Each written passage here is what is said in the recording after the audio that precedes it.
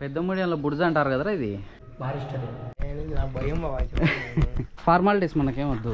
Hi friends, మొన్న రజనీకాంత్ది Vettaiyan movie కొత్తది తీసినారు. ఏడాది కొండ క్లోజ్ చేసేసినారు. నుంచి కానొచ్చి మా ఊరు మొత్తం కనిపిస్తుంది. అంటే అంత ప్రొఫెషనల్ ఆడ తెలుసా. మా బావ కోసమే. ఇంతకుముందు అసలు దీని జోలి కూడా రారు, ఎవరు ఇది ఉంది కూడా పట్టించుకోరు.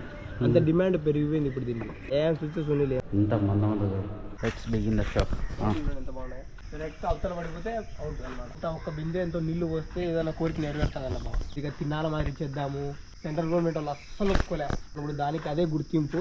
పూర్వపు గుర్తులు ఉండాలి అని చెప్పేసి తెలుగులో, తెలుగు అర్థం కాకపోతే ఇంగ్లీష్ అర్థం కాకపోతే హిందీ. సంస్కృతంలో రాసినారు ఈ గుడిది మొత్తం, దీని గురించి చరిత్ర గురించి. తప్పు పోకుండా చదివితే బంగారు ఆటోమేటిక్గా లేస్తుందంట.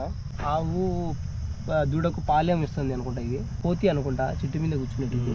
ఓ చాలా పెద్దగా ఉంది. ఆయన ఉన్నాడు, దేవాలయం ఉన్నాడు, అడుస్తున్నాడు. ఆయన అంటే నాకు అనిపిస్తుంది, ఏంది ఇన్నిసార్లు గుడిలో పండుకొని నిద్రపోతాను.